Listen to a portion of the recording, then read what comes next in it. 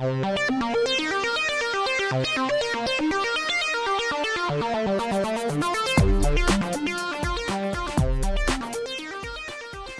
in a Bard is a modern farce based in the offices of Misbeck.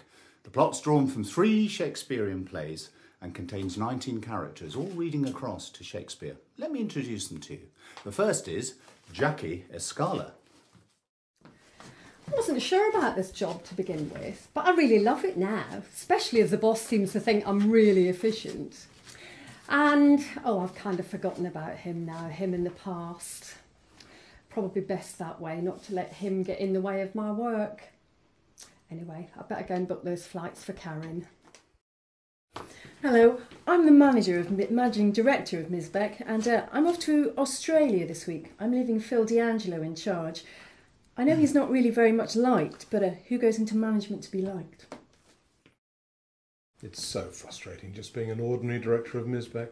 If I had full control, I'd get rid of a lot of dead wood. That's Simon Auburn, for example. I'm a flaming director in this company. By God, you wouldn't believe it, the way some of them treat me.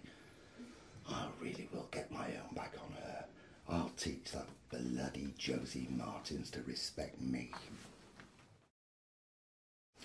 I don't think anybody really cares whether I'm here or not. I do my job efficiently. At least that's not only the only thing I do.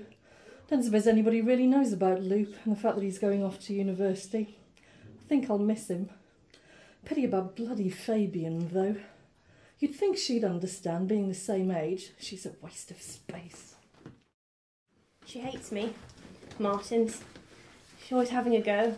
And I think, well, Fabian, if you weren't so bloody quiet and pathetic, then maybe you stand a chance against her. I just feel sorry for Jo. I mean, I want to stick up for her, but she's so bloody annoying. She just never stops talking. I'm very lucky to have Mr. Auburn's friendship. I just wish he'd pay for his whiskey once in a while. Still, I'm going to be a designer and work with Izzy Bell. I love my brother. I really love my brother. But this time he has been an absolute bloody idiot. And once again I have to be the big little sister and pick up all the pieces. And I haven't got a clue what I'm going to do. But well, I can persuade. Oh, Claude, what am I going to do with you? I'm my own worst enemy, really. Every time I get a decent chance of anything, I take it far too lightheartedly and make a big mess of it. Incredible. Still, I've got one really good chance this time. Hermione is just fantastic. This time I'm going to take it really seriously and get it right. Claude can be such a fool, but I'm totally smitten with him. He is adorable. I've had so many unsuccessful relationships, but this time I think I've really got the one. I'm so excited, really. But I just might have to talk to the counsellor about this. You know, we have an excellent counsellor here. You should meet her, Daphne Marley. My role is to be a listening ear to the staff, to diffuse the stresses that can occur in a very busy international company. I'm very worried about Jane Lukes, though. She seems very anxious these days. I'm really, really worried. I've heard that Mr. D'Angelo is taking over when Mrs. Vincent's away, and I've heard he's really, really strict, and I'm really quite worried about my job. But I need someone to talk to, and I don't really think that Daphne Marley's much use, but perhaps I can talk to that nice Amy Trunk. Well, it's the story of my life, really. Nobody ever takes any notice of anything I say, and now I've been cast as a wall. Anyway, I shall make the most of it. At least Cathy Appleby, who's the director, seems to know what she's doing. I'm Cathy. I'm the director of Pyramus and Thisbe. That's the Drama and Society's entertainment for Miss Beck's 35th anniversary celebration. I'm really worried about it, though. I mean, what if the actors don't take my direction? Still, I've got Annabelle Piccolo, and she's a professional. I can't believe it. Wow!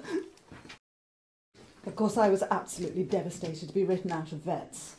But then I heard about this little amateur production, so I thought I'd give my support to it. But they're a mixed bunch of people, and that little spoilt brat, Roxy Robbins. I mean, really, how can I work with her? It's so unfair that stupid old cow gets to play the heroine. It's so obvious. I'm perfect for that part. Heroine's meant to be young and beautiful. And I'm, what, the moon? The moon! Moons don't even say anything. This is so unfair. Rather play the lion like that Guns woman. Don't know why I bothered to turn up for this stupid little play. I should have been getting on with my artwork. I've got loads to do. I've got an exhibition coming up. Oh, and to be cast as a lion.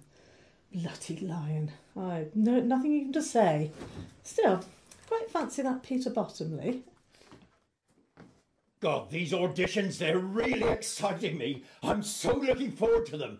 God, I hope I get a good part. The only thing that's really worrying me is that caretaker. I wouldn't trust her as far as I could throw her. What's her name? Goodfellow? If we shadows have offended, think but this and all is mended, that you have but slumbered here while these visions did appear. 19 characters of Three in a Bard. I hope you enjoyed meeting them. Well, tickets are on sale already for the 17th and the 19th of November, and you can get your tickets online at www.holtdrama.org.uk or from Holt Village Shop. This production is part of the RSC Open Stages project. Do come along and support it and buy your tickets early.